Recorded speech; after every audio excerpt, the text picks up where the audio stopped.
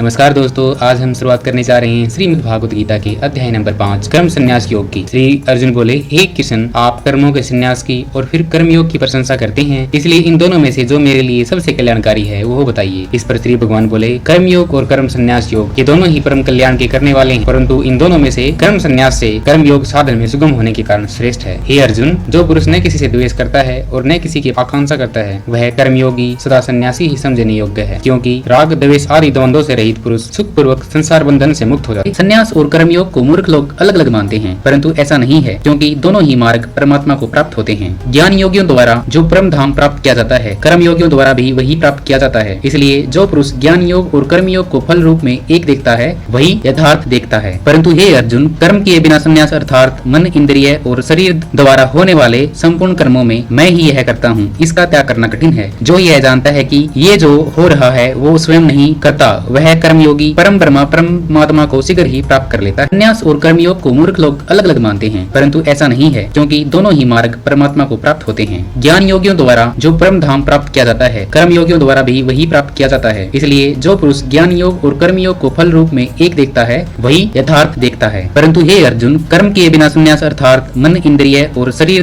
द्वारा होने वाले संपूर्ण कर्मों में मैं ही यह करता हूँ, इसका त्याग करना कठिन है। जो यह जानता है कि ये जो हो रहा है वो स्वयं नहीं करता, वह कर्मयोगी परम ब्रह्मा परमात्मा को शीघ्र ही प्राप्त कर ले। उसका मन अपने वश में है, जिसने अपनी इंद्रिय को जीत लिया है और शुद्ध अंतर आत्मा वाला है, और जिसके लिए सभी प्राणियों में आत्म रूप परमात्मा ही आत्मा है। ऐसा कर्मयोगी कर्म करता हुआ भी उनमें नहीं बंधता। जिसने तत्व को यानी परम ब्रह्मा को जान लिया हो, वो सांख्य योगी तो देखता हुआ, सुनता हुआ, स्पर्श करता हुआ, सूंघता हुआ, भोजन करता हुआ, चलता हुआ, सोता हुआ, सांस लेता हुआ, बोलता हुआ, त्यागता हुआ, ग्रहण करता हुआ तथा आंखों को खोलता और मूंदता हुआ भी सब प्रकार से परमपिता परमात्मा में ही रहता है। जो पुरुष सब कर्मों को परमात्मा में अर्पण करके और आसक्ति को त्याग कर कर्म करता है, कर्मयोगी ममतो बुद्धि रहित केवल इंद्रिय, मन, बुद्धि और शरीर द्वारा भी आसक्ति को त्याग कर अंतःकरण की शुद्धि के लिए कार्य करता है। कर्मयोगी कर्म के फल का त्याग करके भगवत प्राप्ति रूप शांति को प्राप्त होता है, और जो पुरुष फल की कामना करता है वह फल की आसक्ति में होकर बंधता है। अंतःकरण जिसके वश में है, ऐसा सांख्य योग का आचरण करने वाला पुरुष न करता हुआ न करवाता हुआ ही 9 द्वारों वाले शरीर रूप घर में सब कर्मों को मन से त्याग कर आनंद पूर्वक सच्चिदानंद घन परमात्मा के स्वरूप में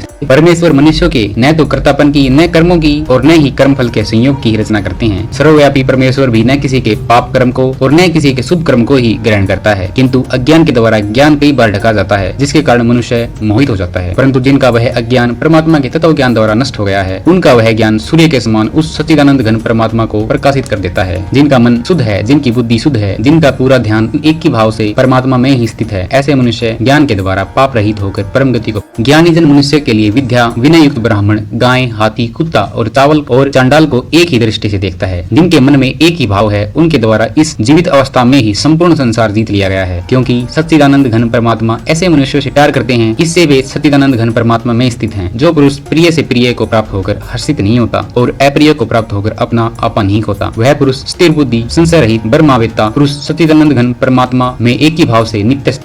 अब बाहर के विषयों में आसक्ति रहित अंतःकरण वाला साधक आत्मा में स्थित जो ध्यान जनित सात्विक आनंद प्राप्त करता है, इस प्रकार वह सच्चिदानंद घन परम ब्रह्मा परम पिता के ध्यान रूप योग में एक ही भाव स्थित पुरुष अक्षय आनंद का अनुभव करता है। जो यह इंद्रियों तथा विषयों के संयोग से उत्पन्न होने वाला कुछ समय के लिए तो सुखदायी लग सकता है, परंतु वो ही हमारे लिए दुख का कारण बन सकता है। इसलिए हे अर्जुन, बुद्धिमान और विवेकी पुरुष ही उनमें नहीं रमता। जो साधक इस मनुष्य शरीर में शरीर का नाश होने से पहले ही काम क्रोध से उत्पन्न होने वाले वेग को सहन करने में समर्थ हो जाता है, वही पुरुष योगी है और वही सुखी है। जय श्री कृष्ण।